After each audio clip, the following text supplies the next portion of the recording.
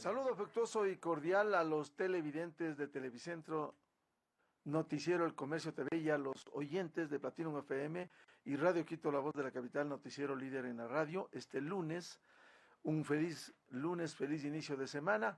Vamos a dialogar con el economista Mauricio Pozo, ex ministro de Finanzas, a propósito de los 20 años de dolarización. ¿Cuánto ayudó a esta situación de estabilidad desde el punto de vista monetario?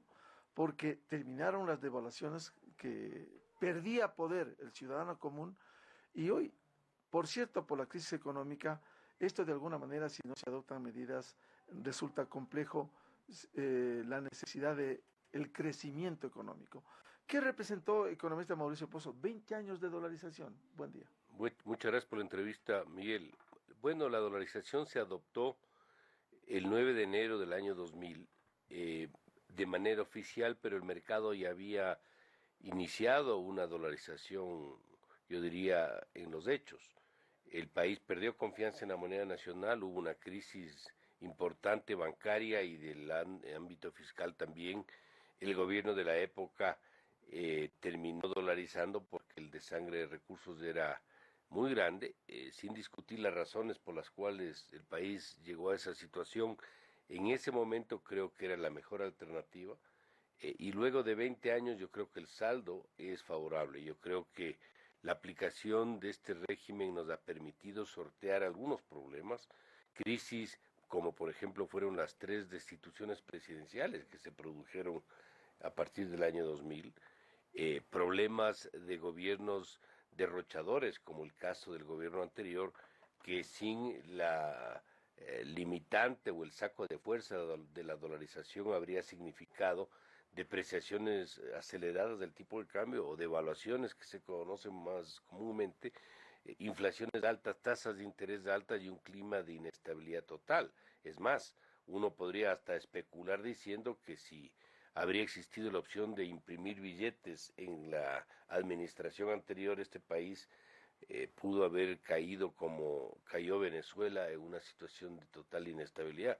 Entonces, un poco para decirlo de una u otra forma, la dolarización tiene un saldo de aplicación favorable para el Ecuador, pero tampoco hay que verse como ni la solución de todos los problemas, como tampoco el causante de problemas. Uno puede tener sin duda crisis en dolarización. Lo que pasa es que los impactos son distintos. No son los impactos de inflación y de devaluación, pero sí son los impactos en cantidad, es decir, un país que se deprime, un país que se estanca o un país que entra en recesión con los agravantes en términos, por ejemplo, de empleo. ¿Cuál hubiese sido el escenario en el Ecuador sin dolarización hoy, con el gobierno irresponsable anterior, en donde se gastó más de lo que ingresó? Bueno, si uno hace una lectura de la administración de las finanzas públicas a lo largo de los últimos 20 años y ve del 2000 a la fecha, se va a dar cuenta que los periodos donde más plata hubo, que fue en el gobierno anterior, son los periodos de los mayores déficits fiscales. ¿Cómo se cubrió eso? Como el gasto no se redujo, y los ingresos sí generaron recursos por las 20 reformas tributarias que se dieron. La otra forma de ajustar ese exceso de gasto fue el endeudamiento. Si no habría existido la dolarización, lo más probable es que habría habido una combinación tenebrosa entre endeudamiento e impresión de billetes con tipo de cambio en las nubes. Eso habría significado un deterioro del poder adquisitivo, algo que no ha ocurrido en el Ecuador. El poder adquisitivo del salario se ha mantenido, por un lado. Por otro lado, haber alcanzado el ingreso familiar, la canasta básica que ahora ya tenemos, eso también habría sido imposible, porque los salarios habrían tenido que crecer de una manera tan acelerada como se aceleraba o se aceleraría el tipo de cambio de la inflación. Entonces, esa habría sido lamentablemente, menos mal que nunca ocurrió, la secuela de una posibilidad de moneda nacional con un gobierno que no actuaba de manera responsable. ¿Y cuál la ventaja para el Ecuador con la dolarización estos 20 años? El país tiene, en primer lugar, un riesgo menos que la mayoría de países de la región para atraer inversión extranjera. Aquí no ha venido la inversión extranjera por la inseguridad jurídica, por la inseguridad o la falta de estabilidad tributaria, inclusive inestabilidad política en algunos casos, pero tenemos el atractivo del dólar, el inversionista en el Ecuador, dólar que arriesga es el mismo dólar que retira, es decir, no existe el riesgo cambiario de que ya no pueda retirar los mismos recursos que invierte. Esa posibilidad le da la dolarización al Ecuador. En segundo lugar, todos los meses podemos comprar prácticamente lo mismo. No tenemos el impacto que tuvo el ciudadano No se antes. pierde el poder adquisitivo, Claro, que con el sucre que tú al siguiente necesitabas día cada tenía vez más plata para comprar lo mismo, o cada vez más sucres para importar lo mismo, porque la depreciación también se aceleró. Recordemos, Miguel, en diciembre del 98 el tipo de cambio fue de 5.850 sucres por dólar en esa época. En enero del 2000, es decir, menos de 13 meses después, el tipo de cambio que se aplicó para dolarizar oficialmente fue de 25.000, es decir, una depreciación de 260%. Los salarios se dividieron para tres. Esos son los temas que no tenemos ahora y que de alguna manera ilustran el beneficio de la aplicación de este sistema. Así como al ciudadano se le pulverizaban los sucres día a día con la paridad de cambio con el dólar, también hubo sectores que se beneficiaron, o sea, digamos los exportadores, y esto puso en carrera para el mejoramiento de la producción, productividad, competitividad, porque también vivían del cambio del dólar al sucre. Bueno, yo creo que la Y recibían más dolarización, sucres. así es, yo creo que la dolarización ayudó inclusive para em, generar un real trabajo de mejoras de productividad sin el subsidio del Estado, pongámoslo entre comillas, que fue la devaluación. Es decir, por ejemplo, el sector exportador se vio sometido a mejorar sus procesos, volverse más innovador, mejorar la calidad de sus productos de exportación, etcétera, para poder seguir vendiendo y crecer en los mercados externos. Había mucha preocupación cuando se adoptó la dolarización de que el sector exportador le iba a ir mal. Nunca le ha ido mejor, Miguel. Nunca le ha ido mejor al sector exportador que con moneda extranjera. Y esto sí es de alguna manera, información que nos permite tener confianza en nosotros mismos de que sí podemos y somos capaces de poder competir en los mercados sin necesidad de el apoyo que tenía años atrás el tipo de cambio y la devaluación. Bueno, tenemos una moneda dura, pero ¿cómo mejorar producción, productividad y competitividad que permita generar empleo, que es uno de los problemas que tenemos? La dolarización, como hemos conversado, no es que no tiene sus propias limitaciones, por supuesto que tiene. Un shock externo, llamemos una baja del precio del petróleo, un cierre de líneas internacionales, se bajan los precios de los commodities, es decir, de los productos que el Ecuador vende afuera, etcétera. Antes podían de alguna manera apaciguarse con un ajuste en el tipo de cambio. Esa opción no tenemos en este momento. Entonces, cuando ocurre eso, nosotros necesitamos un sector fiscal muy fuerte, un sector fiscal bien ordenado, con ahorros, que nos permita de alguna manera aminorar los impactos de una situación ¿Y externa. si no hay ahorros como ahora? ¿Qué hacemos? Entramos o a ajustar la economía con resultados como una recesión económica o un estancamiento, o nos vemos obligados a endeudarnos y a veces en condiciones inadecuadas si el riesgo país no es lo suficientemente bajo. En otras palabras, un sector fiscal ordenado, disciplinado, es una condición sumamente importante en dolarización. Y eso obliga a la dolarización. Siempre lo es, pero más aún en dolarización por las razones que estoy explicando. Ese es el uno. El segundo es, como es un tipo de cambio finalmente fijo, es decir, no podemos nosotros devaluar la moneda, necesitamos reducir los impactos del empleo a través de un esquema laboral mucho más flexible.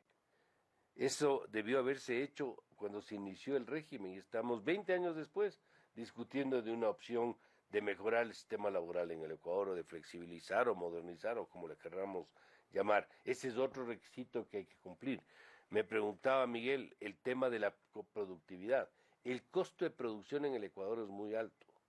Uno de esos costos de producción es una estructura laboral rígida, obsoleta, caduca, hay que arreglar. El tema de las tasas de interés. Financiarse en el Ecuador es muy caro. Aquí se requiere la presencia urgente de banca grande, de banca internacional que ayude a bajar los costos y un cambio en la administración de la fijación de tasas de interés, que es absolutamente contrario a la norma. Ahora, para que venga la banca internacional también hemos escuchado, y aquí estuvo la superintendenta de bancos la semana anterior, estamos en Basilea 1 y la expectativa es por lo menos pasar a 2 o Basilea 3 y eso resulta muy difícil. Bueno, yo creo que ese proceso, nos guste o no, tenemos que cumplir, tenemos que caminar, pero no es el único. Si nosotros no tenemos la seguridad de que, por ejemplo, la administración de tasas de interés no va a ser el resultado de lo que es en cualquier parte del mundo, del riesgo, de la situación macroeconómica, del nivel de provisiones del sistema financiero, es decir, que respondan a algo y no que sean puestas a dedo como este momento ocurre.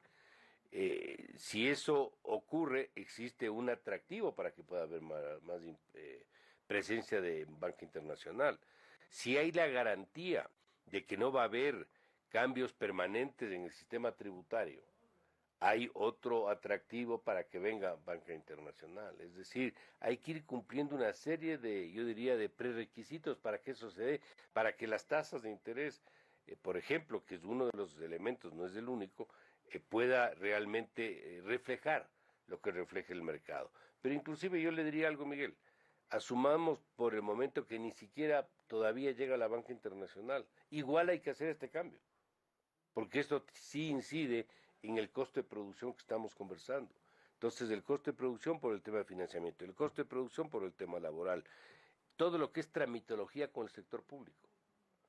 La tecnología, el avance debería llevarnos a que no se genere el costo operativo, si queremos, de observar lo que se está observando. Mientras no ocurra esto que usted señala, economista Mauricio Pozo, resulta difícil bajar las tasas de interés. Y si no bajan las tasas de interés, el endeudamiento es alto para así es. pequeño, mediano empresario, para el ciudadano común. Si no se pueden hacer todas las cosas en plazo corto, lo cual es medio obvio que así es en la práctica, pero en el tema tasas sí podemos avanzar.